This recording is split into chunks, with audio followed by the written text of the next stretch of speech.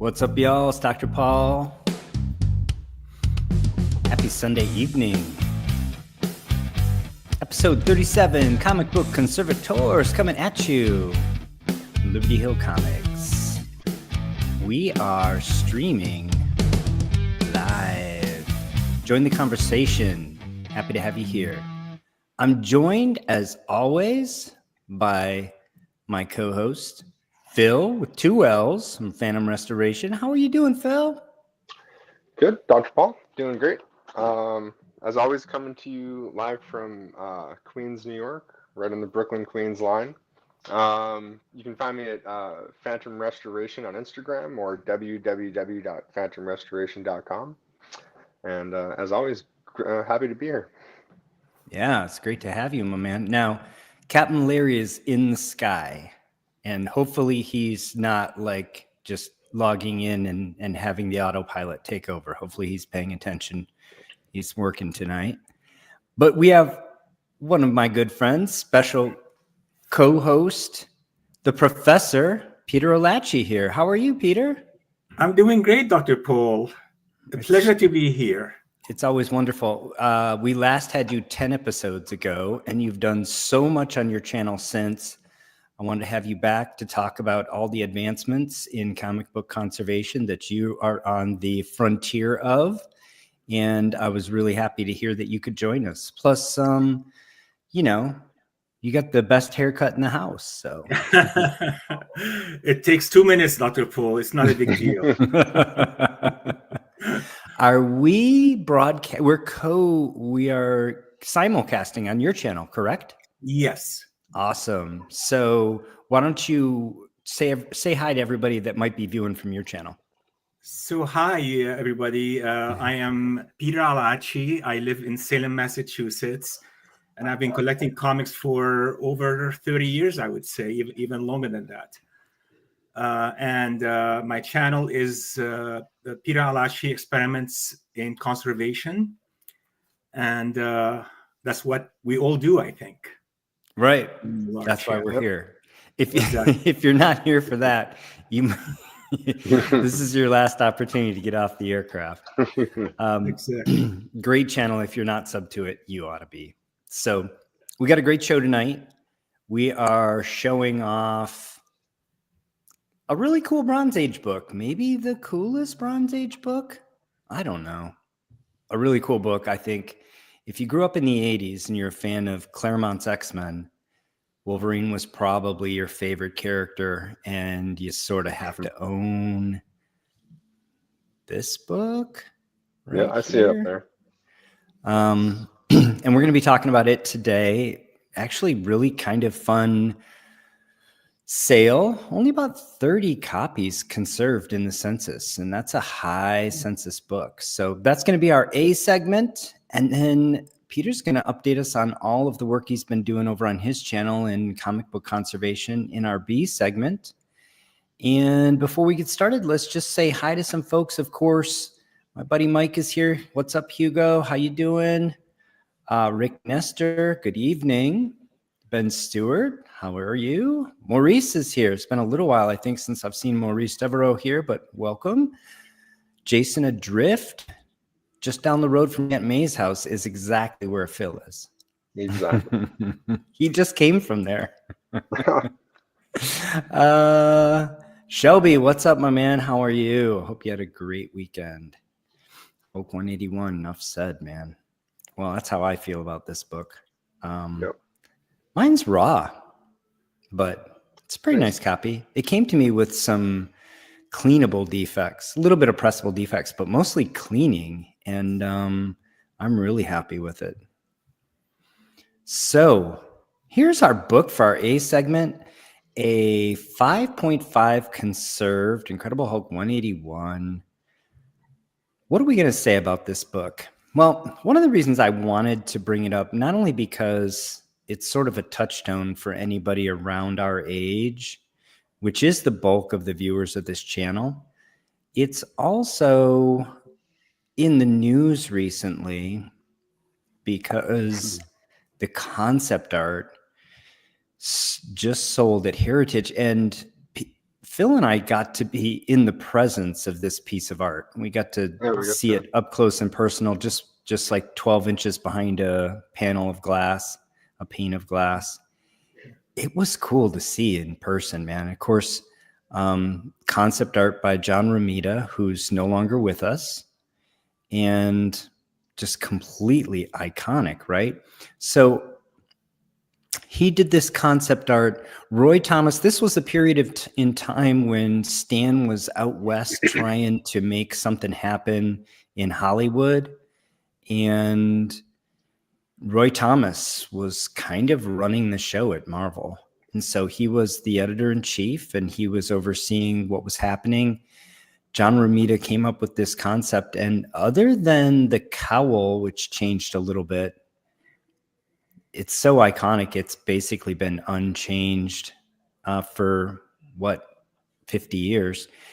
John Byrne made a change to the sort of brown, more earth tone colors, but and that's come and gone a little bit. But this is the classic. This is the iconic, and of course, just the concept art, which of course wasn't published, went for a $250,000. It does state only 5'5" tall. That was an iconic part of the Wolverine from the beginning. Actually, before we go into that, this cover was done by Herb Trimpe and by John Romita. And I'm guessing Romita did, I don't know if this was like Romita on pencils and Trimpe on inks or vice versa, or if it was a collaboration. I mean, Wendigo definitely looks like Trimpe to me. I wonder if the Hulk and Wendigo were Trimpe and Romita just drew the Wolverine.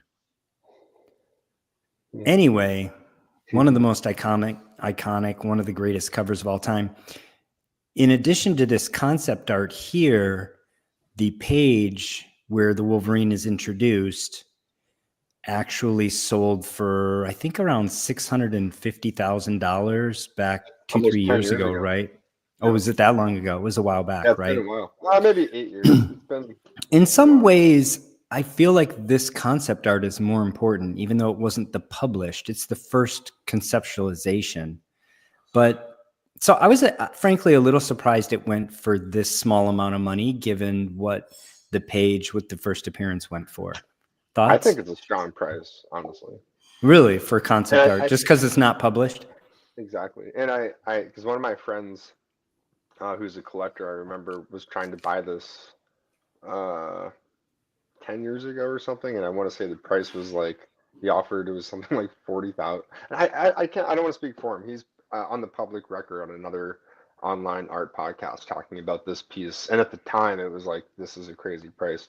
But I don't know, I think just to put it in perspective, like, someone mentioned it deserves more than the Deadpool art in my opinion, but also if you were to take the price of that first Wolverine panel page that sold 8 to 10 years ago for the same price, for less, so let's say 660,000.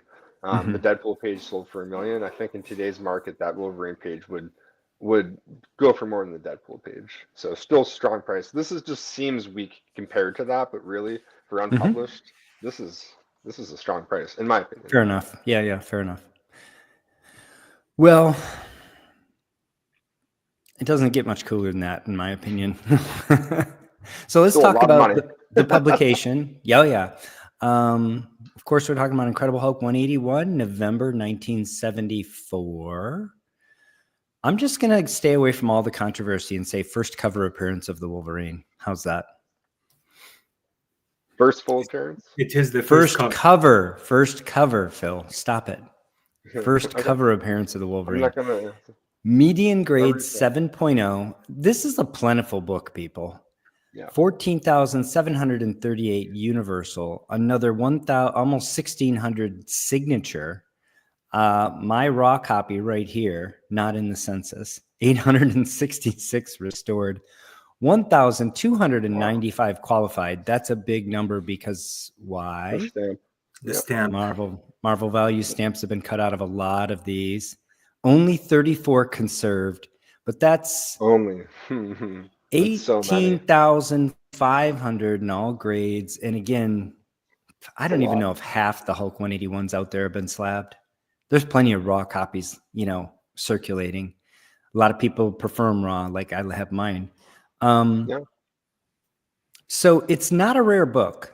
What makes it valuable is, of course, the demand. And again, for me, it was Chris Claremont on the Wolverine in X-Men, and then later in the limited series with Frank Miller, and then later in the ongoing with Sal Buscema and some work by John Byrne, et cetera. But really just Chris Claremont defining this character for 20 years and really embedding it in popular culture, embedding the Wolverine in popular culture, has put this book in high demand, again, despite how much supply there is out there. So this one was easy. I didn't have to search around for a sale. 5.5, there have been 31 sales so far in 2024. Average for 1 year, $2,669. This low of 900 was an aberrant one. I looked it up. eBay had actually erased it from their data, even though it only happened like 6 weeks ago. So I don't think that one's real. Nonetheless, I don't think it really changes the average much because there's just so many sales. It doesn't really matter. So high in the trailing 12 months, $3,479. Highest all time, $6,325. So more than double what the going rate is today. Nonetheless, again, blue chip, something everybody who is of our age and is interested in comics probably wants to own. So what's going on with this conserved issue? The book presents really well. It's not clear, like at arm's length, why this would be a 5.5. It's nice and clean. Might be too clean. We'll talk about that in a little bit. But not a lot of obvious tears or color breaking creases, anything like that. There is some scuffing and some wear around the edges that you can see at arm's length. But overall, this one presents pretty well. So let's get into the grader's notes. This one was graded just a little while ago, August of 2024. Conservation includes cover cleaned, interior lightened. Bum, bum, bum. Piece out, right bottom of front cover. That's a tiny chip down there, but in this grade, it matters. Rust stain, bottom staple. I'm going to show you some close-ups of that. Staple detached, bottom of cover. So that is probably your limiting defect right there. That's the one that more or less capped this book out. Staple rusted, bottom staple, cover cleaned, interior lightened. And that's all they had to say about it. Mm-hmm. So let's have a closer look. Here's the top of the front of the book. It doesn't quite look too white to me. These whites No, it looks fairly natural. Yeah, these whites still look a little off-white. That upper right corner is a little soft. You expect that in this grade, certainly. Sure. Here's the bottom of the front cover, and you can see this bottom staple on the left. You can see from here, it looks really sunken in. You also can see along the very bottom edge some scuffing, and it almost looks like some ink loss. And then on the bottom right, you see that little corner just missing that they mentioned in the grader's notes. The back shows some of the defects better. The top, again, looks pretty clean, but not too clean to me. The bottom here is where you can see, and I think this is what the giveaway was and why this is a conserved book. This bottom staple on the right here, where you can see where the staple's blown out, it looks like that rust was treated, maybe, Professor, with some of your chelating agent.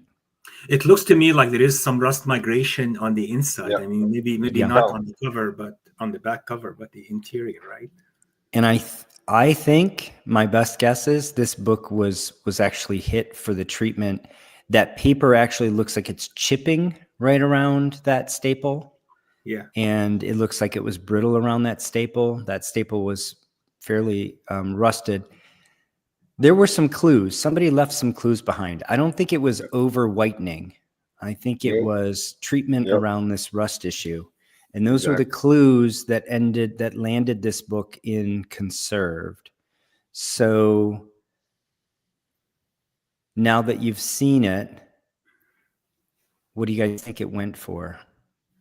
What do you think Yeah, the that's final it. hammer Just price was? This was a eBay sale within the last 2 weeks, and it was an auction with 4 bidders. So this was not a buy it now. It wasn't fixed price. It was an actual auction. And I just wanted to post this comment. Just in Sure. my opinion, just based on the hue of all the colors on the cover and my experience seeing copies of this, I don't think the reds are faded. I just think you see some copies with more vibrant reds, but this is kind of the most standard variation of red that I see on this cover in this book, in my experience. there's a lot of variability in the red on this book. Like, look at Is the back. to your point. Yeah, I mean, I think it could have been done because of the cleaning, but it's more just because it's the color strike of the red. I mean, There's the again, professors. Let's highlight the professors. He can That's show a us. bad red, yeah. He can show us how bright his is. That's a good dark red. Yeah. Down volume, so Of course it is. Nice. Very cool. Nice. Let's see. Let me make sure I go back to right. There we go. But it's tough to say too, because that. But it could be, also yeah, have it could be a copies that are little, faded yeah. too, so, but Yeah, the I've seen them purples all seem over the nice. place. I always try to look at the other colors when I'm trying to determine if there's color fading or if it's just printing variation. Mm-hmm. Yeah, it could be a little. I little actually, bit. I'm with Rick on this. That looks a little thin to me. Though again, I've seen plenty Yeah. like this. Yeah. Let's see. Make your guesses, people. I'm gonna go through comments, and we'll give folks a couple more minutes to make guesses. I'm gonna go back here. Oh, we got so many comments. Let's see. it's a very popular book. Yeah. Rick Nestor was partial to Jonah Hex from Weird Western Tales. I think many people were. Hey, Don. Welcome to the show. Ben Stewart says, did it get an aqueous bath? I'm guessing it did. And that's part of why, or it could have been a hop. It could have been hop instead of I'd say aqueous. it's most likely hop. I think it is. Yep. Also, just due to the fact that the staple's detached at the bottom and there wasn't any other conservation done here, it was probably done in an attempt to be like, CGC will view this and it'll probably get a universal label. But then CGC looked at the book, saw the bottom staple probably has a ton of rust, and they were like, why is there no rust migration on the cover? And they were like, well, it's because it was cleaned. Yeah, I think somebody was very hopeful for Universal here, for sure. Yeah. Jason, thank you so much. Jason Adrift Oh, with the super sticker. Appreciate you. If you haven't checked out his channel, please do. Meticulous Conservator. Actually, I really enjoy watching him work. Just makes it look easy. Let's see what else we got. Ramita redesign. Mike says Ramita redesigned the Falcon and Nova's Richard Rider's costume too. Yeah, well, he was the art director at the time, right? So he was touching up a lot of stuff. Or if not the art director, he was in-house, and he was the guy that did the last touches before it went to press. JSS Brooklyn Welcome says it certainly deserves more than the Deadpool art, in my opinion. I think so. Maurice says Ramita redid Hulk's face on 181. I believe that. Wendigo's face, typical Trimpy, says Rick. 100% I'm with you on that. Ramita usually touched up many faces. JSS, right, it's the fight between, no, we're not having that argument tonight. I believe these were published in an issue of Foom. Yes, after the fact. So they were post this publication. So I guess in that regard, they are published art. Well, again, it's a good buyer's market overall. Well, we'll see. We're about to find out, JSS. And Ben says, I have a raw copy. I still have the copy I bought off the stand, says Rick. Wow. Yes, I have one. I brought mine out to the mantle for the show. No, it'll be going right back in the vault after the show, so no worries about Santa or any of his reindeer. And Hugo says, I made a killing on this book and a 180. I bought many coverless copies over time, had the MVS intact, and swapped out the cut pages with good wraps. Very nice. Ben Stewart's got a guess at 800. Rick Nestor has a guess at 1750. Knights of Old says, discuss rust migration. Let's put a pin in that for a moment. And Rick says, up here in Vancouver, all copies were bright red. Yeah, I'm sure there's local variations in it for sure. Rust migration. So rust is a complex series of different oxidative events that occur with iron.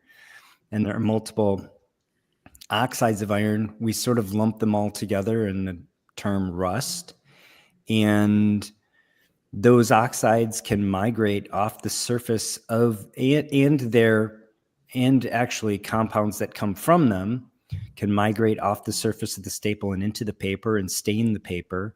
Iron is a very good stain. Oxides of iron were used as pigments from prehistoric time, and they will definitely get in the paper and bed in there. Normal kinds of cleaning don't remove those stains. Nope. The professor did some amazing work in terms of chelating. One of the cool things is at least some of those oxides can safely be chelated and removed and solubilized and removed from paper. And so definitely I recommend you check out the professor's channel for more work on that. We highlighted it in episode 17. Very early on, yeah. Yeah, we had the professor on, and we talked about it before. We couldn't get him on, and I wanted to talk about it, so we actually talked about it in his absence, and then we had him come on the show. That's a little while later. And so it can be removed. And Professor, correct me if I'm wrong, but you and I had both found in the literature a reference to safely ways to remove it from linen, and we knew that we could apply those things to paper as well, since they're chemically, linen and paper are chemically the same. Yes. And so this is not just something guys in comic book studios are experimenting with. This is acceptable in the conservation community in terms of librarian conservators and museum conservators, and has been published in the peer-reviewed literature. So there are safe ways to do it. It's not free though, right? It comes with a little bit of a cost. You definitely need a full aqueous bath, and there's quite a bit to it. It's difficult to half-step and get a good result with it. That's my take on it. You guys want to add anything to that rust migration / rust removal conversation? It takes time to do, right? I mean, you have to soak the cover for a while and then apply the Evaporust and wait at least 4 hours, I would say, before you can see some results. So there are a number of different chelators you can use. Right. And the Evaporust is the one that the professor worked with and that we found to be safe and mild, and probably the one we would recommend for using on comics to anybody. Right. Let's see who else we got here. That we gave folks a little bit extra time for guesses. Jason is at 1200-ish. And Mike says, if you're enjoying the stream, please remember to leave a thumbs up. And Captain Larry did check in, hopefully from the tarmac, hopefully not from behind the wheel. Wheel? Yoke, from behind the yoke. Hey. All right. I guess I've held you in suspense long enough. Oh, I was going to say 2,000. I should have said it. Yeah. $2,074. 4 bids. This ended September 10th, 2024. So actually a little longer ago than I said. I thought it was in the last month. What do we think of that? Pretty strong price, I think. Let's put it in perspective. Yep. Almost 80%. 80% of the 1 year average for Universal. This bucks the trend that we've seen of books that are pretty plentiful really not having much demand in restored or conserved grades, in my opinion. And it's especially impressive that it was an auction. You know, if this was fixed price, you could always say somebody just saw it, maybe impulse bought it. Fixed price auctions have aberrant results, both on the low and the high end, right? Sometimes sellers throw things out for really low prices and they just get snatched up immediately. Sometimes sellers are shooting for the moon and it sits there for a year and no bites. Sometimes sellers shoot for the moon and somebody just hits buy it now. Who knows why? The next day. Sometimes when better copies are available for cheaper, it happens. Timing. So those I can dismiss. An auction with a live auction with 4 bidders, more difficult to dismiss. I think this is really strong. I think it's great for conservators and for our sub hobby of comic book conservation. And kudos to the seller and also kudos to the buyer who said they were happy with a book that presented really well for a 5.5. Usually you're going to have some significant color breaking creases in a 5.5. So the fact that this 5.5 presents as well as it does, I mean, it really presents more like a 6.5, 7 is probably what they were thinking is, you know, I want to display this. I want to show off and I love it. So good for them. Good for everybody. Yeah. Captain says, from the flight deck. This is your captain speaking. That's a decent price for such a plentiful book. That's what I thought. Yeah. All right. Well, that's the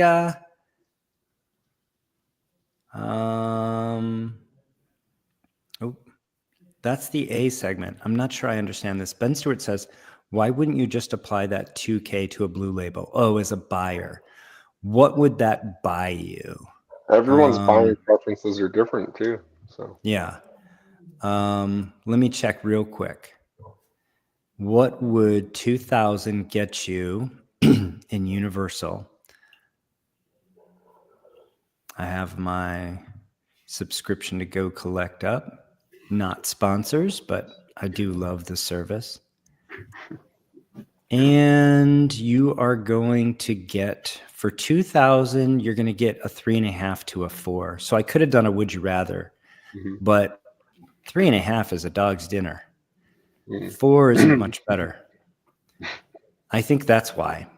Because if you could have a 3.5 or a 4 Universal, and you put that up against this book here, it's, in terms of eye appeal, no question, Ben. This is going to just present way better. And, you know, I don't know, in terms of investor quality on this book, when you're all the way down at 3.5, 4, is it really a blue chip anymore? I mean, they're so plentiful down there.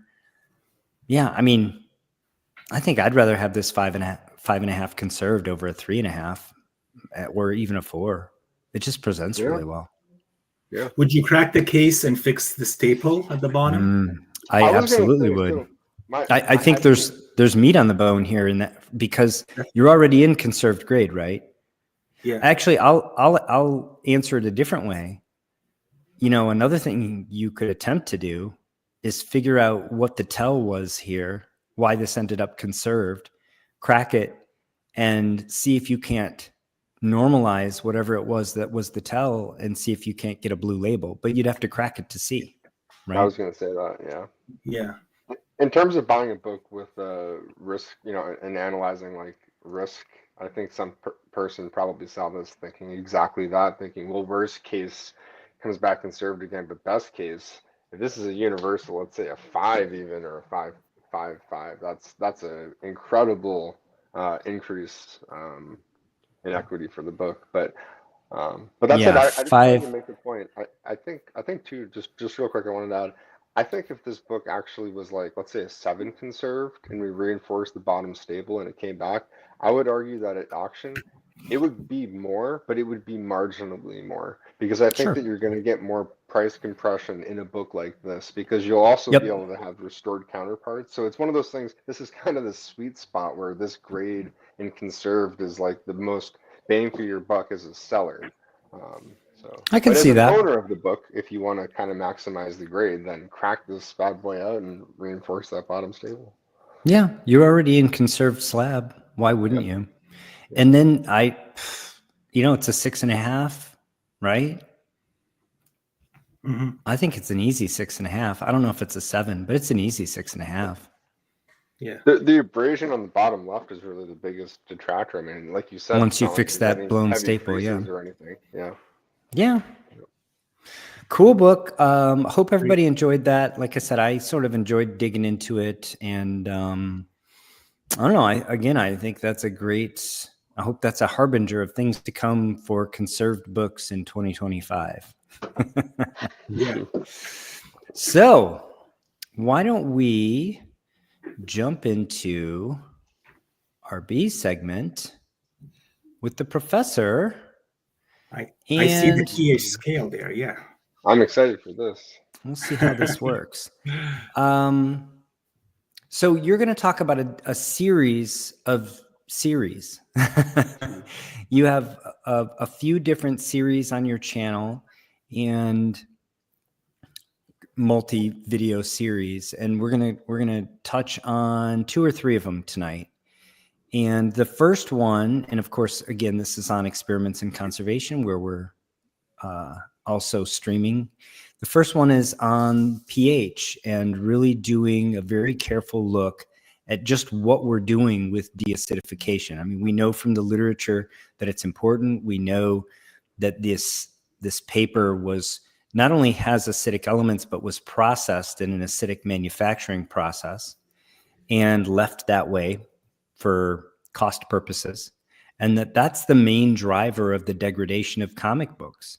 So deacidification, again, we know from the literature is important, but specifically with respect to comic books, looking at it in a systematic way. I know Jerry the Jitterbug's definitely done some looks, but I think, again, he probably looked at it as art and you looked at it as science. So I think your I got the approach idea was, from Jerry, I have to say. Jerry was the Yeah, of first to course. do it, or the first I watched him do it. And I figured I should do it on at least once just to see what the story is with the acid and base and all Yeah. that. And if And there I are think things I think it might open some eyes. So that's the first one. And then using Photoshop to calculate grams per square meter for pulp for leaf casting. Mhm. And then the third one is introducing a little side project we have going on, a device that I sent you called the Hydropulper, Right. which should be fun. Yeah. And then lastly, giving us another pulp recipe. So do you want to talk here, Professor, about pH, how it works, what it is? Yeah, so the pH scale goes from 0 to 14, with 0 to 6.99 being acidic, and then 7.1 to 14 being basic or alkaline. And the pH scale is logarithmic. So if you look at, for example, pH 2 would be 10 folds more acidic than pH 3 and 100 folds more acidic than pH 4, right? So this is how it works as far as the scale goes. Mhm. And I used pH paper essentially on, this is what I used, right? Mhm. pH paper to measure the pH of the paper. But the paper has to be soaked in some kind of a fluid first, right? We can't homogenize it. So we have to deal with it the way it is. What I figured we could do, so next slide, Dr. Paul, if you don't mind. Yeah, just before we move on. So water is pH 7. That's considered So neutral. Water is definitely 7 when I measured it. And another term for alkali is basic. Basic. You'll hear correct. that. You'll hear that as well. So 7 is neither basic nor acidic, right? Right. That's what it is. Yeah. And I guess actually maybe one more thing before we move on. Yes. Mixing acids and bases together, they neutralize one another and they Correct. produce just pH 7 with some salt in it. Right. So that's one of the things we'll be sort of discussing. So Yes. please go ahead. So what I did with this wrap, this was the centerfold for the Detective Comics that I was conserving, is I sprayed it with a mist of just water, right? I just misted it both sides with water. Initially, it wasn't enough water, so I misted it again. And you used distilled water, I believe. No, I used drinking. I used drinking water. Drinking water. But did you test the water itself beforehand? Yes, pH 7. Yeah. pH 7. Okay. Yeah. So the water was pH 7, and I made a mist, and I figured I'd let it sit for a couple of minutes just to have it penetrate the wrap and then interact with the acid on the inside. And then I used the squeegee that Dr. Paul uses to push all the liquid out into the corner. And then I used the pH strip. Right, this is the pH strip that I use. And if anybody wants to buy these, make sure you get the non-marking ones. Exactly. They have the marking ones. The litmus one are markings. These are pretty good. They work pretty well. I have others that leave a mark on this. Don't get this one, right? This don't one. Get this one. He said, "Oops, oops, I want to do this." Yeah, right. This one will leave a mark definitely on the. So and the way this works is you expose the paper to the liquid, and then what is it, like wait 30 seconds or something? So you touch it and you wait, like it's almost instantaneous, Dr. Paul. Like within 5 seconds you get a reading. But then show us the color gradient there, and then you compare look at the it. Scale here, so there is a color gradient ranging from 0 to 7 on this side, and 7 here again to 14. So they'll shift in color, and what you do is you line it up here with the one that matches it best, and that'll tell you then the pH. Correct. Yep. So it's easy enough, and sometimes the colors are slightly different, and you have to say, "Oh, it's you're sort of in the middle." Yeah, not a big deal, right? So so after you do that, so you wait a few minutes, and then you scrape the water off to the corner. You put the pH paper at the base there in the corner. And then you read it, and this was pH 4 initially when I read it. Is anybody else shocked by that? It was pretty shocking. It was actually, when I look at it now here, it's more like pH 3. Mm-hmm. You see it? Wow. Yeah. It's closer to 3 than it is to 4. It's bananas. That's lemon juice, Dr. Paul. Mm-hmm. Yeah. Lemon juice, tomato juice, it's very, very acidic. Yeah. That'll dissolve lead, for example. Yeah. Yeah, not good. I mean, this is serious. Yeah. Now, of course, the total number of ions available for some reaction there is low, right? That's why it's not dangerous. In the same way that when you walk across the carpet, you generate 10, 20, 30,000 volts, you discharge it. It's not very dangerous because the current is small, right? And that'd be the same situation here. That's why you couldn't, for example, a liquid of this pH might take the chrome off your bumper of your car, but this, you could put this comic book page on the bumper of your car. It's not going to take the chrome off, right? The total number of ions available. Nevertheless, that's shocking to me. It is shocking. It's eating itself out, right? With that pH over time. Absolutely. So it's not good to have. So it was shocking to see, right? And then what I did after that, I said, okay, I'm going to now spray it with calcium hydroxide diluted solution, the way we always do it. Mm-hmm. And then allowed it to sit for 10 minutes. After 10 minutes, I did the same scraping again, got rid of all the liquid almost, right? And then I scraped whatever was left over, dried it quite a bit, and then took the pH paper again, placed it on. It was pH 7 at this point. So pH 7 is quite a jump to go from pH 4 to pH 7, 1,000 folds, right? So it's pretty. But again, it's the total amount of ions available, right? So you have the calcium hydroxide.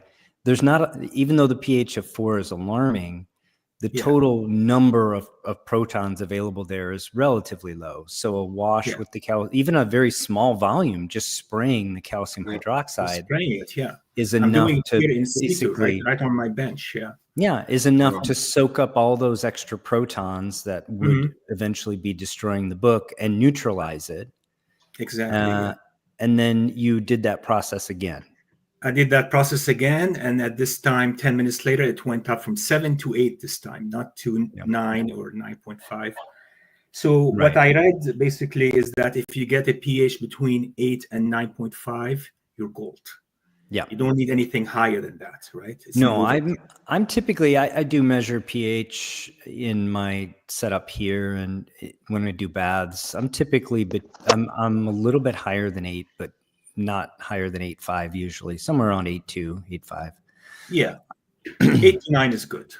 And if you had done this in a bath, of course, you wouldn't have needed, because you would have such a high volume of OH, It would have been of difficult base, to do. that Yeah. you would have Yeah, soaked up I all see. those protons very easily. So you wouldn't Yeah. have needed 20 minutes in a bath. Probably Right. 2 minutes in a bath would have got you to an 8 or an 8.5 or something. Probably far less. Yeah. Yeah. Mm-hmm. So, and the pH of the calcium hydroxide was pH 12, by the way, when I measured it. The pure or the 1 to Base. 5 to 1 to 4 The dilution? 1 to 4 was between 11 and 12. Nice. Yeah. Oh, Very good. Yeah, So so this was a pH. again, I So think this was, it- go ahead. It's pretty good. So I did it for a few wraps, not the whole book, but the few wraps. Some of them started at pH 4, some were at pH 5. This one was closer to pH 3, as you can see. So there was some variation, but they all ended up at pH 8 at the end after the 2 washes, which is interesting, right? Yeah. Yeah. Well, that's the way the buffer works, right? Yeah. That's why it's called a buffer. It really wants to be, because it's in equilibrium with calcium dioxide in the air. Calcium carbonate and calcium hydroxide all form this equilibrium reaction, and it just wants to sit at 8.5, right? Yeah, it wants to When stay it's in there. the paper. Yeah. Yeah. And that's I'm- exactly what happened. Ben, I don't know if you're suggesting we put a comic book page in a blender, but Yeah. shame on you. Yeah. So Ben's question, though, did you wait and try it again? Yes, I did. So if you look at the next slide, Dr. Paul, Mm-hmm. if you don't mind, next slide, right? Mhm. This is after I had, let the cover dry, and I came back and retested it again. So this was the very next day or 2 days later, as I resprayed it again with just mist of water this time again, and tested the pH, and the pH was pH 8. So the alkaline reserve did maintain in the wrap. Yeah. So it shows that this experiment actually does work. Right, which is nice, and Nice you know, to again, it's in the literature quite a bit. Hayes wrote about this a lot in the 70s and 80s, and it basically became standardized with her publications, and has been not really controversial in paper conservation circles since. But you know what? They're not mostly applying those techniques to comic books, and Right. there aren't that many of us doing it. And so it is good to have confirmation. And this is what science is about: repeatability and repeating others' experiments with new media. And so I applaud you. My hat's off. I think this is a great series of experiments while you were working on a book anyway, right? A beautiful detective book that I enjoyed watching the conservation of. Thank you very much. It Yeah, this was was great. something. Thank you very much. It was something that you look at the book and you say to yourself, another 2 months, these patients are going to be brittle, definitely. Mm. And Yeah. so idea occurred to me. I remember Jerry's video. I tried it, and sure enough, it does work well. Yeah. Can I ask a quick question? Yeah. So from a professional perspective, best practice, right? Mhm. Based on the results that you're showing here, if you're getting, incredible pH results, for this based on this method, what would the benefit be of like washing a page this way versus like full submersion in a bath?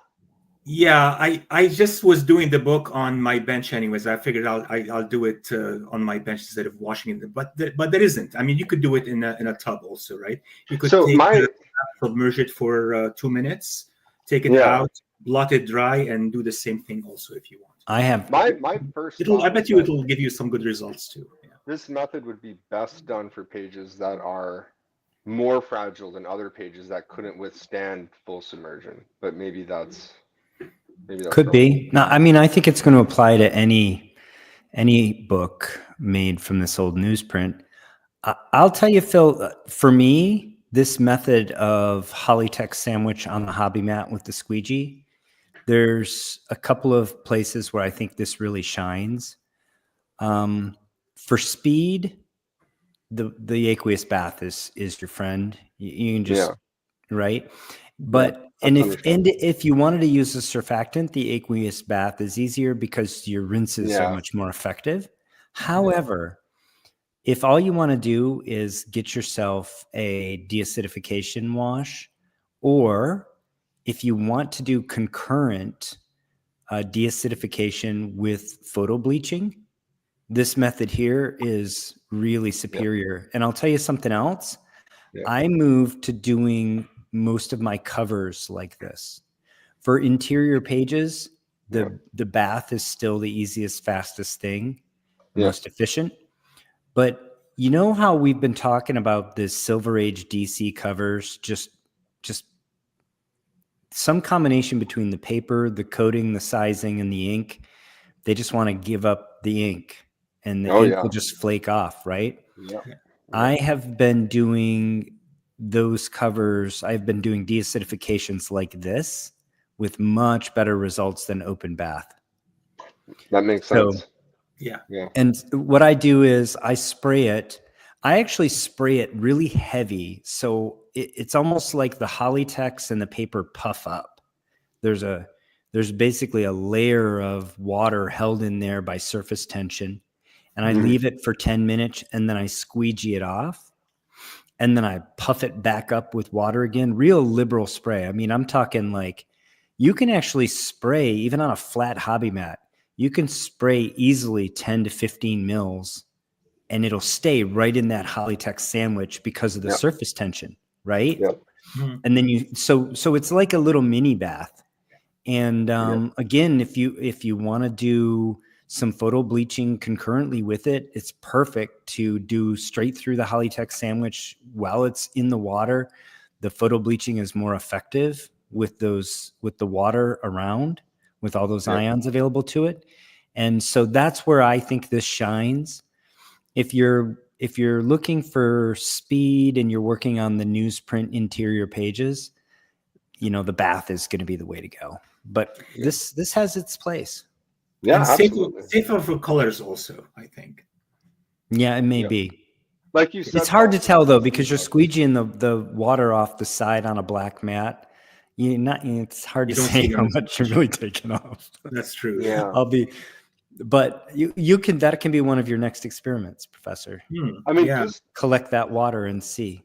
when you have the bath, just basic. I'm blanking on the term. I'm sorry, but when you're like kind of shaking the tray a little bit, like you're getting just standard abrasion from that. So like that's and from the water. So it's understandable. This could be a safer way for the colors if you have something that with like one of those DC books that's less I did a series probably about a year ago now on an Avengers 1 that had previous water damage, and on the interior, the ad on the interior of the front cover of Avengers 1 is a black and white ad.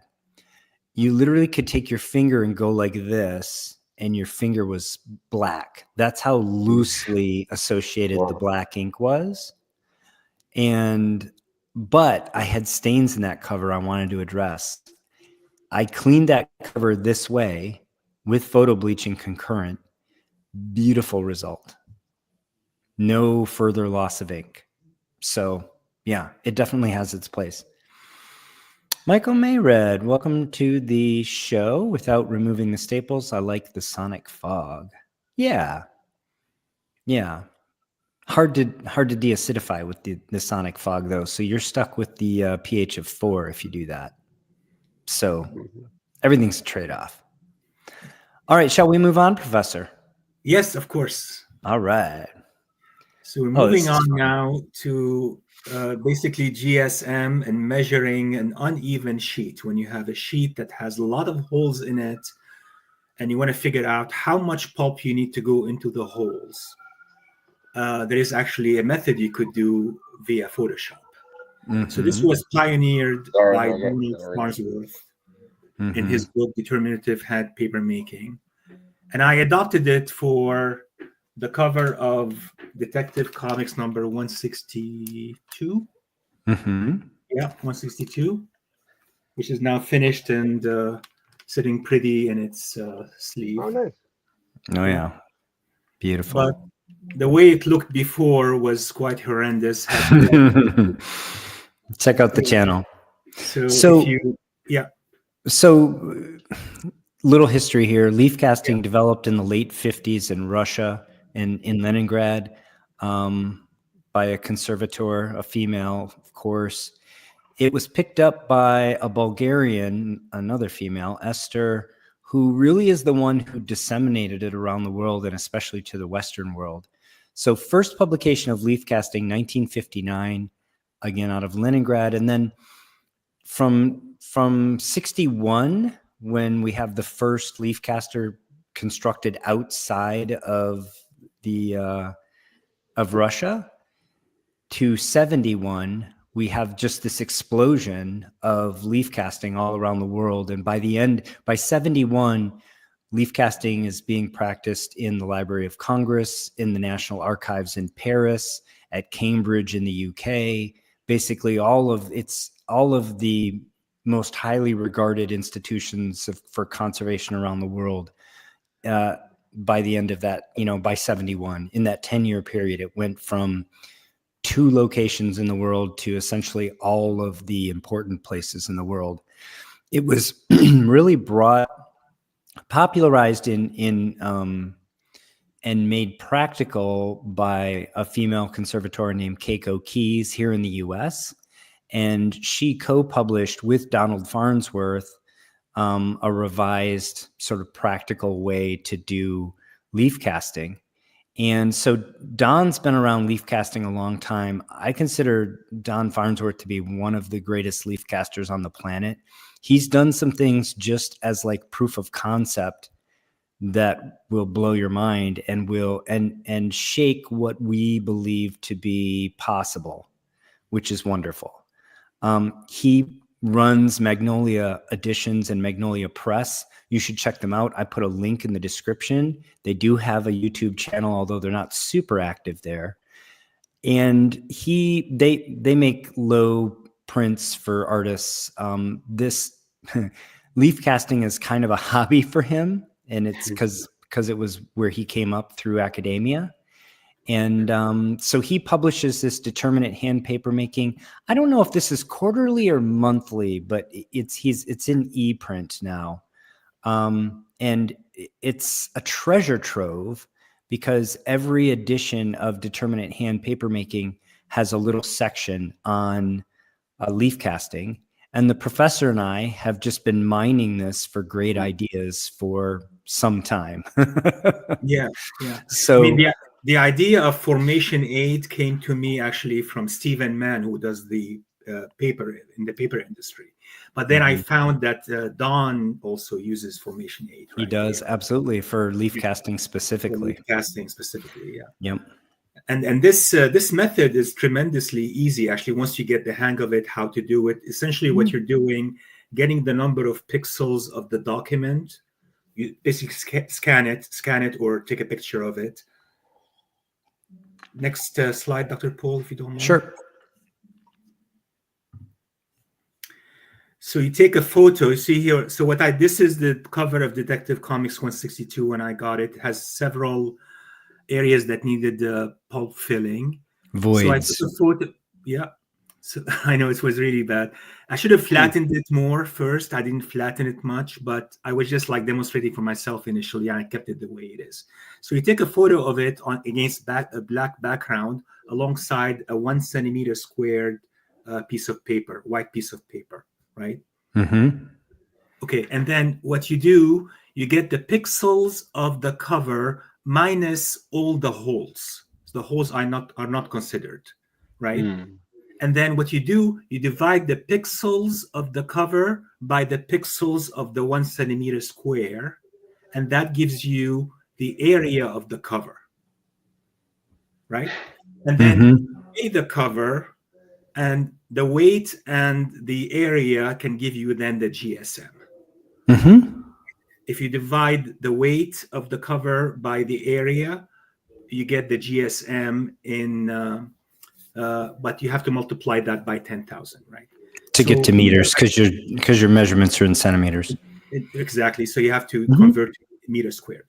So this is what you've been calling the grammage in several series right, now. Right. Mm-hmm. Yeah. It's usually, if I'm not mistaken, in the paper industry, they usually call it bulk. Bulk. Maybe. Okay. Yeah. So I use a word like weight, grammage, GSM. Pretty much tells you the weight of the paper, right? So the area of the cover here in this case was this number of pixels for the cover divided by 1298, which is the pixels of the 1 centimeter squared. If you do that, you get the area of the cover minus all the holes, right? Mm-hmm. So now, so if you follow these guidelines, essentially stepwise, you get there, right? It's not difficult. The next slide, Dr. Paul. Yeah. Can I put that on? Can I put a pin in that slide for a moment? Yeah. Michael says he disagrees with me. He uses the clear saturated liquid of calcium hydroxide in the sonic fogger. pH testing as the paper going back to neutral. So the sonic fogger is actually creating droplets that are not just water, that have the calcium hydroxide in them. Good to know. Sounds like I'm corrected. I just wanted to point that out. All right, go ahead. So this shows how I took the weight of the cover in grams, and you take the weight of the cover in grams, you multiply it by 10,000, and you divide by the area of the cover in centimeters squared. And that gives you the GSM. Once you have the GSM, everything else is easy, right? So for example, if you want to know how much pulp you need for this little hole here, right in the middle, if you look at the middle picture, what you do, you highlight it, right, with Photoshop.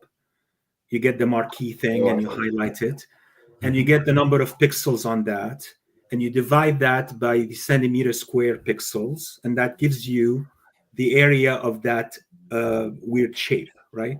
Once you get the area of the weird shape, you multiply that by the grammage, by the GSM, and you get the amount of pulp you need. Right? You divide by 10,000 to convert to meters. And again, the reason why we go through all this trouble rather than just eyeball it is we want the newly cast paper. By the way, in the paper conservation literature, when they talk about leaf casting, literally everybody does this. Nobody, no professionals in conservation just eyeball how much pulp to put somewhere. Literally every time that there's infill done by leaf casting, these sorts of measurements are done so that the correct amount of pulp ends up in the void, so that you have newly cast paper with similar thickness, strength, and bonding to the original paper in that void. So, for somebody who's maybe dozing off with the math or lost with the math, firstly, it looks complicated. It's really not. All you're really doing is figuring out how much weight there is per unit area, and then finding out how much unit area is missing, and then that tells you how much weight you need to put in there. Exactly. It's the correct way to do it. If you were super experienced, could you eyeball this? You probably can. I mean, my opinion is I can at this point, right, look at things and say I need this much, right? But you can also measure, pretend this is a rectangle and measure the length and width and multiply. Just estimate it. Yeah. Estimate it. Yeah. And get in the area as well. Yep. Yeah. I bet you still get 0.03 grams of pulp, because that's actually 0.027, and it's right. It's rounded up to 0.03 grams. So you probably get the same amount at the end, 0.03. Yeah. So 0.03 grams is, how would you make that, right? How much liquid do you have to add to it to get the 0.03 grams in here? So if you take 3 grams of paper, basically, right, and blend it in 100 mils of water, every mil of that will dispense 0.03 grams. Yep. That's how you make it. So it's not difficult. It's just a matter of doing the math. And if you have 3 grams in 100, then 1 mil of that will be 0.03 grams. Yeah. Ben Stewart says use Excel to get your amount, but we have actually something even better. So I would say do this by, long math, do it by hand a few times so that you understand it. Yeah. And then instead of then Excel, there is this application called Paperweight, which I had on my phone for a long time. I never used it really. And then Dr. Paul said you should use it. Dr. Paul had used it before. So I figured I'd give it a use. And I was so surprised to see how easy it is to use and how accurate it is. And the numbers you get on it are exactly the same numbers as calculated by hand. And it just guides you right through. Guides you right through. So here I have, if I have an area, which I already have calculated to be, sorry, let me see. Yeah, so paper calculations for an area that has 820.84 centimeter squared area that weighs 8.82 grams. They give you the weight automatically to be 107.45 grams per meter squared, which is exactly what I got on the previous slide. Yeah. So Same that's number. that's the grammage. Yep. That's the grammage. So that's GSM. And then if you move to the next slide, for the amount of pulp I need for that odd-shaped spot, I go to the bottom here where it says pulp calculations. I pick an area again. I put in the area, which I already know from the math we did, to be 2.42 centimeters squared. And then I put in the GSM 107.45. It tells me I need 0.03 grams of pulp. Of fiber. Yeah. Of dry fiber. So here's something interesting. So if you look on the left, there's the first section is paper calculations. That's calculating your void and your grammage. And then the next section is pulp calculations. Once you've done the first section, you have a number coming out of that. Then you use this next section to calculate how much fiber you need. Notice it says fiber weight. Doesn't even say pulp weight. Doesn't say paper weight. Right? It says fiber weight. This is another thing. Universally in the conservation literature, they do not repulp paper for infill for leaf casting. They start with primary fibers, which is why the professor and I have been working on methods using primary fibers for a whole host of reasons, which we won't get into today, but we will bring you soon, I promise. So I think we're going to talk about that a little bit, but I just wanted to point it out here. So the app just guides you right through it and is quite simple again, but I do recommend you make sure you understand what's going on behind the app. Yeah. Do it, watch the professor's videos, do it a few times on paper yourself. Make sure you understand what's happening. That'll just ensure that you don't make any mistakes and that you can cruise through the calculations really quickly, even with the app. Yeah. Phil? Can I ask one? Yeah. So I have a question. Just so, for the sake of being incredibly detailed, the sake of this is to calculate the exact specified amount, right? So in my mind, because you need that little bit of a lip for it to attach, how does this compensate for that lip? That's my first question. Yeah. So the way I do it is I weigh 0.03. So say you want to weigh 3 grams, you don't weigh 3 grams, you weigh 3.1 gram. You add 3.3 grams. You add that 10%. Add 10% is what the professor's been doing. Some of it's going to be stuck behind in the blender, right? So you're going to lose some fiber, going to leave it behind. And if you weigh 10% extra over what they recommend, you're gold, right? Yeah. You do get the same thickness at the end. And then my only other follow-up too is that this is most important if you were to do like full submersion leaf casting. So that way when you're adding it to the mixture, you're not having excess pulp. It's just the right amount. Because if you were to do spot casting, you can make excess. It's fine if you're just adding it manually, by hand. Yeah, I would say. So I would say if you're doing full submersion leaf casting, this is critical. If you are spot casting, this is still very important, but you're probably able to guesstimate it and eyeball it. It's a little more intuitive when you're spot casting, and you probably have less potential to get yourself in trouble. But it's this is just best practice in either case. I actually wanted to comment on what you said, Phil, about you need a little bit of overlap. You really don't. Yeah. I know that the best practitioners in comic books are doing some overlap, but Don Farnsworth has done pure butt laps with literal zero overlap and beautiful hydrogen bonding, strong, and published it. And this is why I Wow. say he's the greatest leaf caster that I know of on the planet. But Yeah, just Dr. it Paul, is possible, right? And I it think is possible with podcasting, though. You still need slight overlap. Yeah, that's. I mean, We'll- my brain that's been trained to do traditional piece fills. It's just Yeah. the way Yeah, you're going to be handling the book.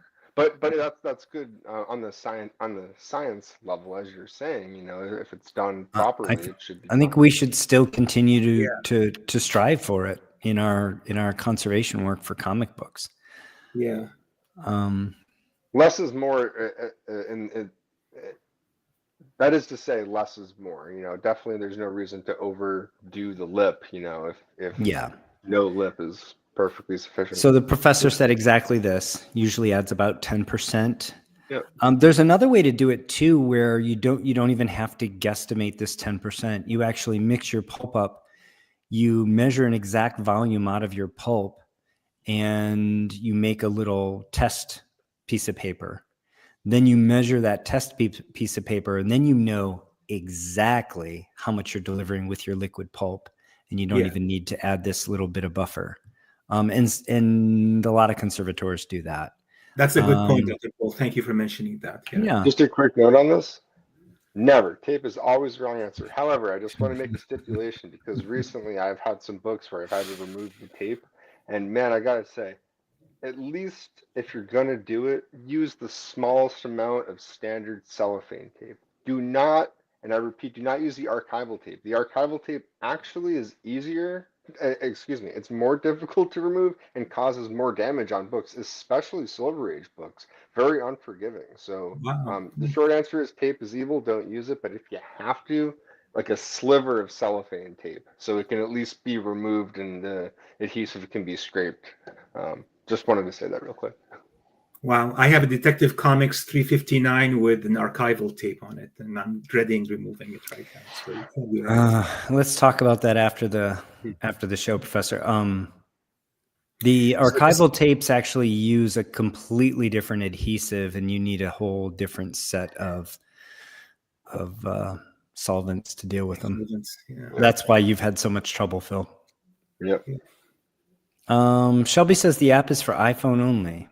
There's a similar one for us Android people used and called Fabric, but gives you some calculations, paperweight calculator. Yeah, just get an iPhone, Shelby. I'm kidding. One of us. Shelby also says, trust me, you do not need that much overlap in your calculations. Peter saw my big mess that I made. Yeah, just a tiny amount of overlap. No more than that. All right.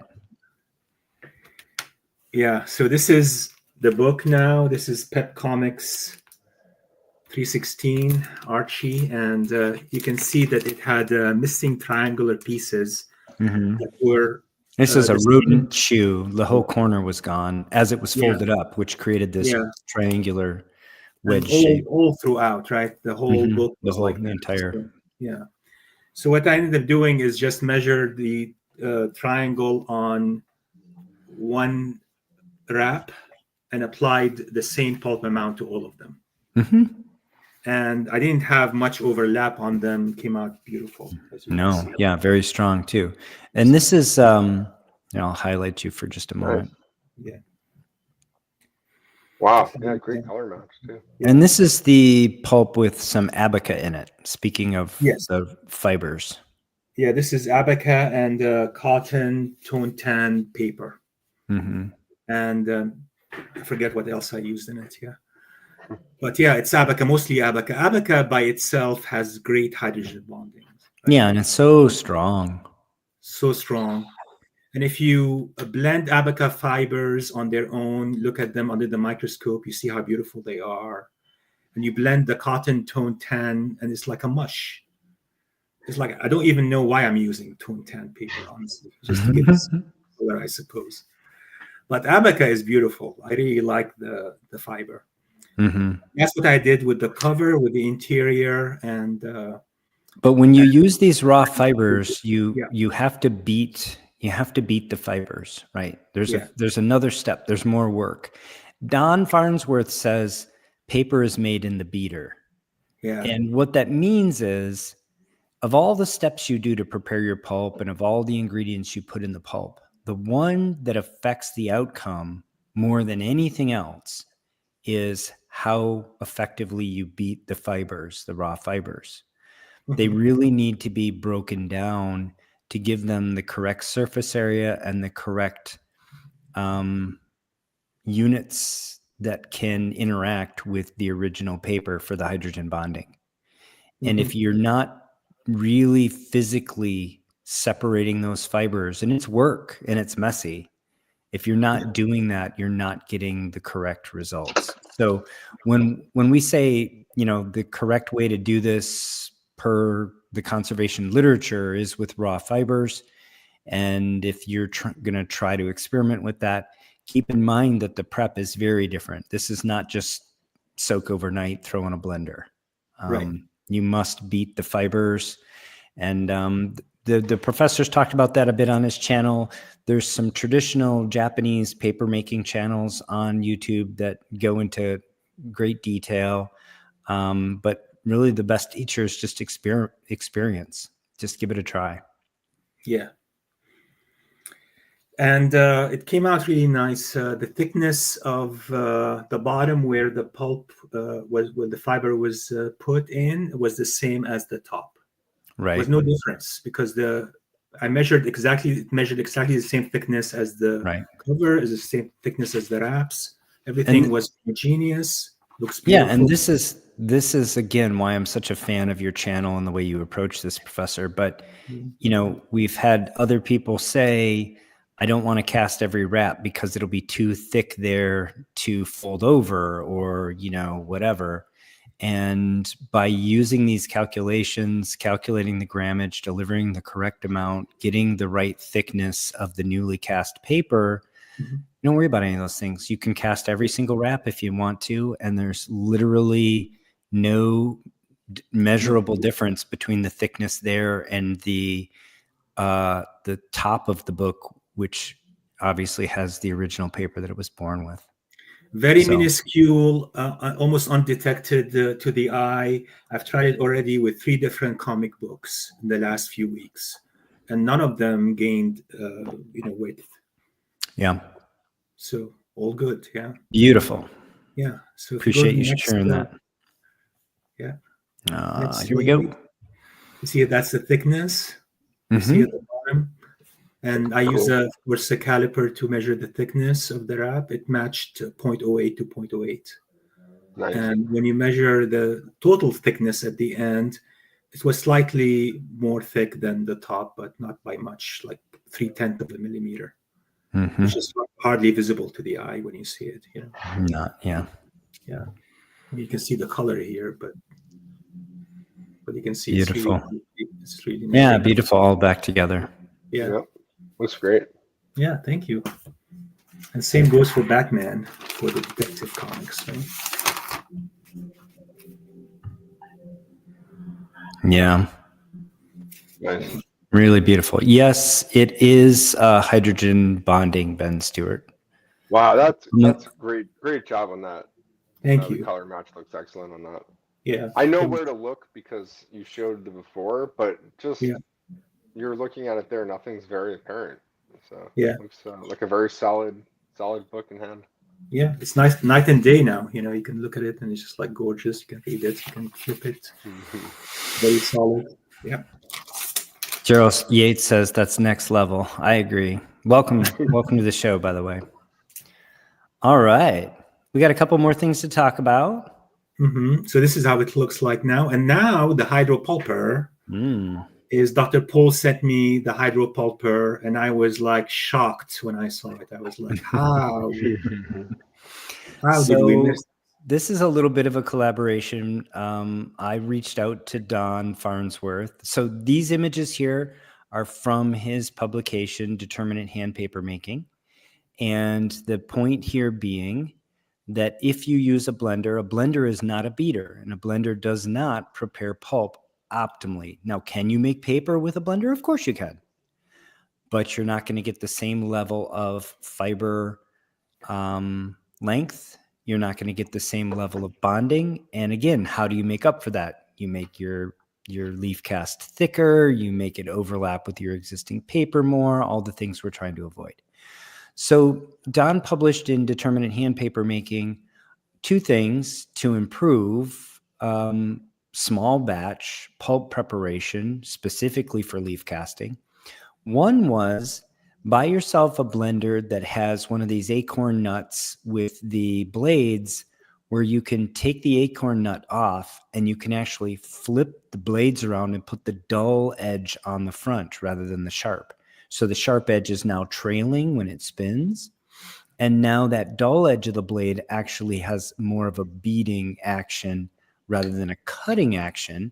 So you don't end up with a whole bunch of short fibers that are going to give you weak cast. So that's one. So level 0 is using the blender. That's level 1. And then level 2 is this hydropulper. So this is more like a traditional, what they call a Hollander beater that has been modified. It's 3D printed. And then if you buy yourself a blender that has this acorn nut at the top of the axle of the shaft, you can take the blades off and you can put this hydropulp blade on, and there's no sharp edge here at all. So it just beats and mixes and agitates in a way that you preserve the length of your fibers, but you still separate the fibers so that you can have a really strong cast. So, and here's the quote, "Paper is made in the beater" by Don Farnsworth. Did you want to show your real life? There's what it looks like in the bottom of the blender. That's the hydropulper. So I reached out to Don. I got the SLA files from him, and I made a batch of these hydropulpers. And I sent one to the professor and said, try this out, see what you think, and let us know how it works. Oh, Unbothered Kitty's here, friend of the channel. Hello, welcome. Glad to see you here. So how did it work, Professor? I love it. I even did, I use it all the time now, Dr. Paul, I swear. Oh, nice. Yeah. So on my other blender, I had the blades reversed upside down. But I really preferred the hydropulper over anything. And I've even gone the length on Friday. I don't have the pictures here to show you guys, but I looked at a batch of fiber processed with the hydropulper versus a regular blender. It's night and day. You can really see the fibers with the hydropulper. So are you going to do a side-by-side? It more like pulls them. I'll do side by side. It more like pulls them apart. They stay long, nice and long with the Abaca, at least nice and long. The Tantone paper just goes to pulp either way. It doesn't matter. Exactly. Right. Yeah. You don't need, but that shouldn't be. It's fine to put some in for toning and even for infill. For you need some shorter fibers for infill.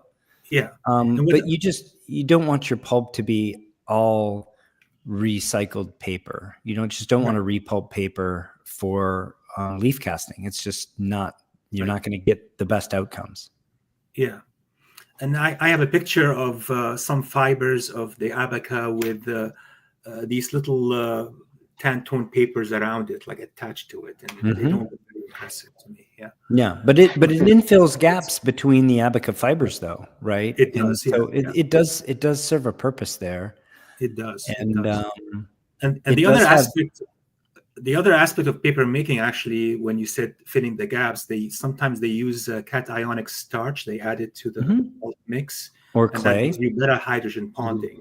eventually. Clay is a big one too, right? Clay is Yeah. a big one. Usually, clay you can use it with regular Yeah. starch. You can use clay and Yeah. starch, regular starch. You don't have. Absolutely. It gives you that 10% hydrogen bonding, which is gives you better tensile strength for your Mhm. cast at the end. So, so if you look at this is it. If you look at it on my blender, it's a little bit high. So all the pulp mix I make are at least 200 mils. Mhm. Anything less than that, I cannot mix it with the hydrogen. Sure. That's the only disadvantage of this. But you But I love bought it. I don't- you bought a Yeah. cool vintage blender Yeah. for inexpensive off of eBay, right? Let me show it to you. Yeah. So yeah, I love this. The reduce, reuse, recycle aspect of this is great. Look at this thing. This thing is going to be this thing's already been around for at least 40, 50 years, and it's going to be around for another 40, 50 years. And works pretty well on all of them. I use like whip and puree, and depending, right? A couple of minutes, you get your pulp mixture. Basically, it doesn't take Nice. long. Yeah, Awesome. yeah. And And here's then a you see close-up.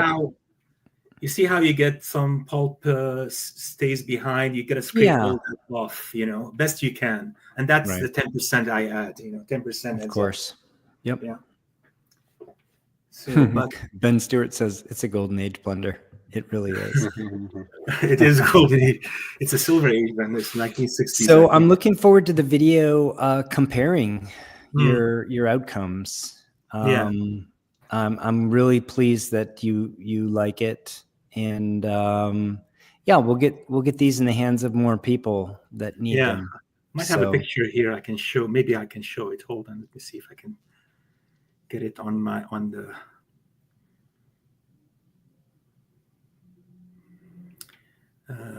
Ooh.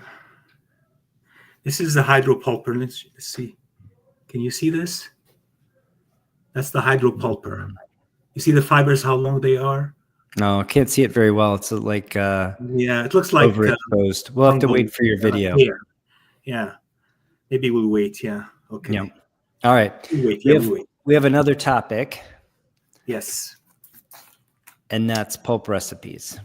And that's a pulp recipe. So I give an example on the top. If you have a wrap that is 35 centimeters wide by 26 centimeters long and has a substantial rectangular loss area of 2 by 5 centimeters and has a mass of 8 grams, right?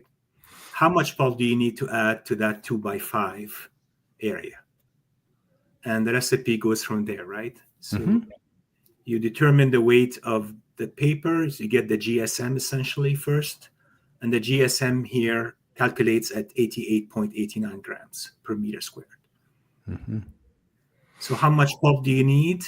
You multiply the area of the loss, which is 10 centimeters squared, the 2 by 5, by the 88.89 essentially, and you divide that by 10,000 to convert it back, right? Yep. And you get 0.09 grams is needed, right?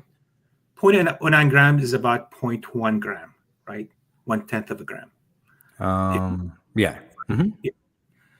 So you make the pulp with the 10% extra, that gives you 0.1 gram. And in your case, if you can do if you have a blender, you can do 100 mil, up to 100 mils, you can do that. 1 gram of paper of your choice in warm water. You can boil it if you want. You could do stuff with it, right? Drain it and then blend it in 50 mils of water for 2 minutes.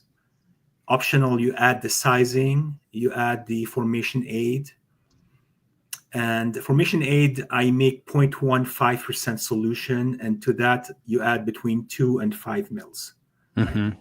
Let's pause for a moment there with your sizing and formation aid. So there's a couple comments I want to address, but in terms of, you say 1 gram paper of choice, so really you mean paper / fiber of choice.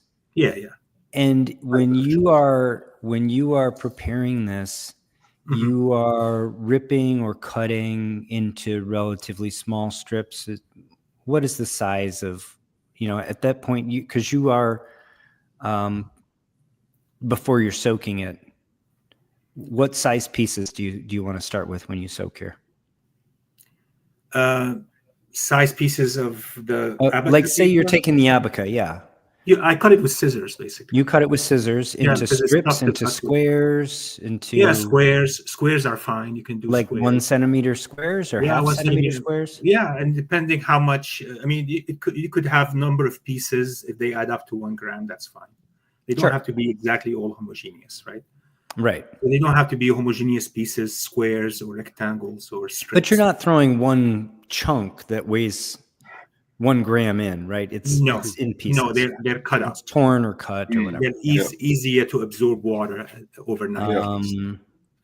Right.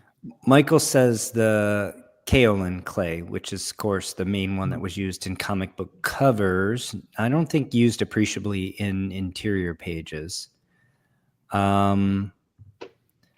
Shelby says we can't see your phone because it's an iPhone.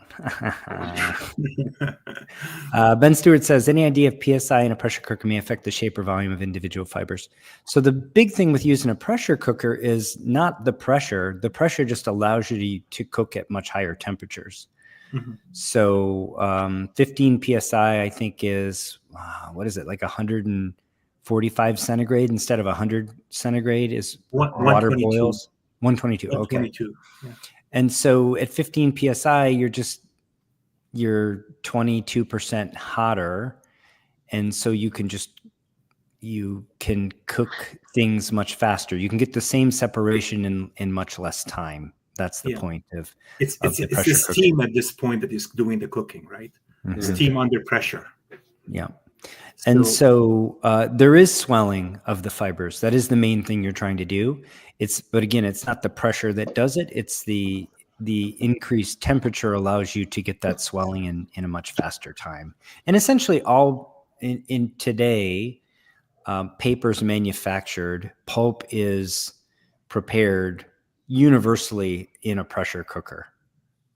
All paper that you interact with in your normal life, in a notepad, in a book, any of that, that's all been, the pulp for all of that's been prepared in a pressure cooker. That's how it's done commercially. Is that because of the speed primarily? Yep, absolutely. Yeah. Cuts the, so it's just much more economical because it cuts the time of process down dramatically. Yeah. Sorry for the interruption there, Professor. You were at allowed to stand 15 minutes, check viscosity. Yeah. So you're allowed to stand for 15 minutes, check viscosity. If you need to add more formation aid, you add more formation aid at this point. Formation aid can stay in the pulp for up to 8 hours, so you can use it within the 8 hours. So once you have the 50 mils, then an added formation aid, and then now you can bring the volume up to 100 mils. And the amount of water at this point should not be changed, because then you end up changing the amount of pulp that you'll be introducing into the loss. So at that point, you have the 1 gram per 100 mils. Yeah.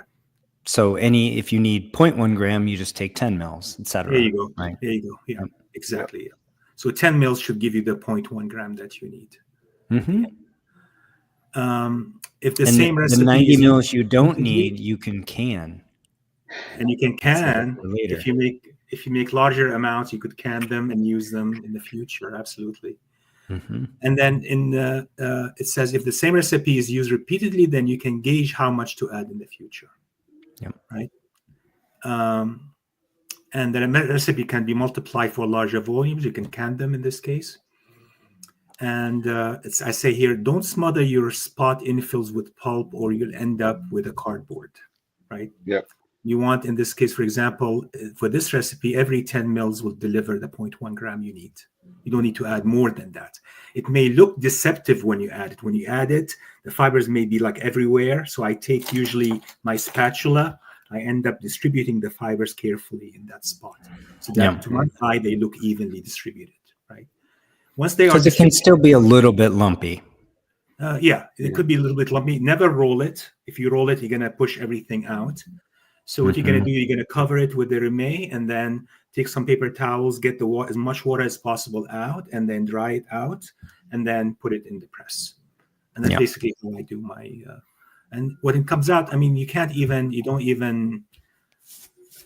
couple of times I had to add some wheat starch to some areas that lifted, but otherwise it's really pretty strong hydrogen bonding.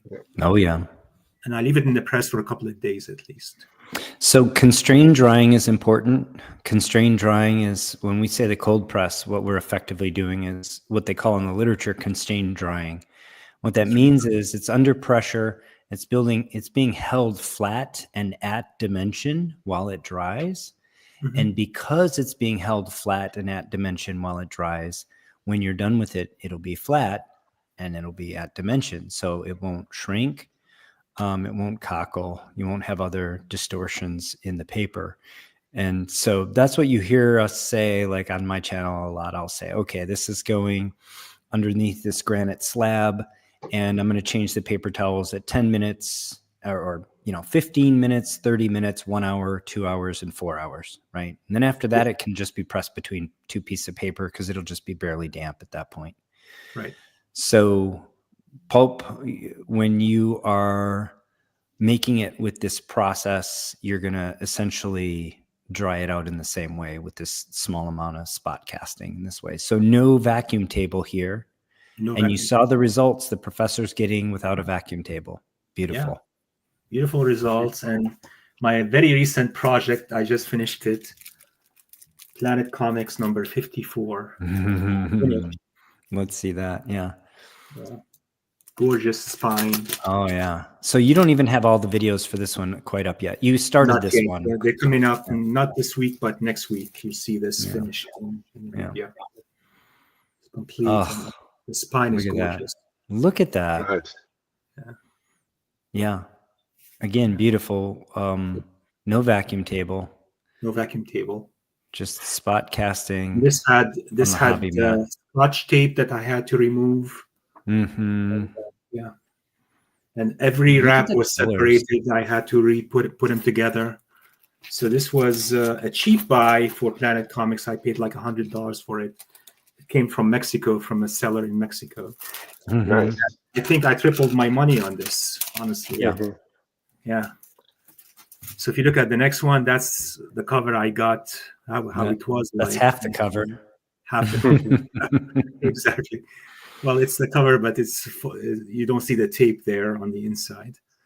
And if you look the next one, that's when I finished with the leaf casting of Detective Comic 162. Beautiful. Yeah. And this part I forgot to mention, the large area on the back cover I did with Dr. Paul's syringe, which he sent me. Where is it? I have it somewhere in here. Yeah. Yeah. But you sent me It's a a couple Toomey of them. syringe. Yeah. It's great. Yeah. So I It's used just that. the I right pulled it- size. The right size. opening is large enough Hmm. that you can get some lumpy pulp through it, but it's small enough that you still have the surface tension of the liquid keeping it in, so it's not dripping out, right? And so you can really deliver just the right amount of pulp. Right. I have a box of them, and we'll probably I'll start, if people need the hydropulper or the syringes, we'll probably start putting them together and sending them out to folks at some point in the near future. But if you want to score your own, there's 60 mil syringes with, you can't get the standard lure tip. You need what's called a Toomey tip, but you can find them commercially. Well, we've been on for an hour and a half, and I really appreciate, this has been great, Professor, but I think we should probably wrap it up and see if there's any other comments we want to react to, and say how much we appreciate everybody being here, and say good night. I don't know if we have anything else. Thank you, Ben. Bald is beautiful. Bald is beautiful. Especially since I have the professor on. I want to say that out loud. But I don't know if Professor, you want to say anything else, or Phil, you have anything else to regale us with? Just stay tuned for this week for Planet Comics. If you've been following the series, it's pretty neat this week. And my videos are only like 5 minutes long, so they're not that long. Jason says want. That was directed at that Planet Comics. He just said want. Thanks again, Jason, for the super chat. Really appreciate it. Next episode comes to you ad-free when we're live. courtesy of Jason Adrift, and he's Adrift Conservator here on YouTube, I believe. I just want to say that those particularly impressive results, taking into account you're not using a section table at all. That's None. Yeah. it. Just goes to show that there's many different ways, to do it, and you're achieving incredible results doing it this way. So, Professor, did you get the? hands off. Oh, Yeah. sorry. Did you get the other package I sent you? Not yet. Monday it's arriving. They said. Okay. Yeah. So I'm getting it Monday. I'm interested to see what you think in your in your looking forward to it, because I in know your experiments in conservation. Yeah, definitely. So I'm working on some new projects right now. One of them has to do with the dry strength aids. Mm-hmm. So to add to the tensile strength of the pulp that you're adding, right? You're doing all the and I have doing two all the students work we need done. Yeah, I have two students working on fungi with paper. Two students doing research next semester. Yeah. Are you the fun guy? Is We're that into your fungi, title so- around the lab? Yeah, well, we're into fungi. We're trying to remediate their staining of paper. Right. Yeah, I remember Oh. I remember you asking a question once that if the fungi are dead on paper, they're still dangerous, and we all said no. I think you were right. We were wrong, because they could leave mycotoxin behind that could be danger's to us, right? The fungus is dead, but the mycotoxin is still there, right? So you were right. We were wrong. Yeah. I feel like even doing tape removal is something where I've talked to some seasoned veterans who are kind of like, I do that work indiscriminately because they know that there's health hazards associated with that kind of work versus just traditional, color touch, infill, tear seals, whatever. But mold, when people always say, hey, I have this book, everything's fine, but it's got a little mold. My first thing is, I'm sorry, but I don't touch anything with mold. It's just one of my, I don't have the capabilities to do it. And I'm always just a little, I think that, like you said, you have two students working on stuff. I think that we're around the corner of it being able to be treated in safe ways, but so that's what we're figuring this out. It's an intersection between microbiology and conservation. So we'll see if we come up with absolutely. Well, it's always a pleasure to have you on, Professor. Really appreciate you showing up and thank you for having me, walking us through your work. And thank you again to all of the viewers, my co-host Phil, and a special thank you to Jason Adrift again. Check him out on YouTube. Thanks, everybody. Have a great evening. Until next time, take care of one another. Thank you, guys. Thanks for tuning in live.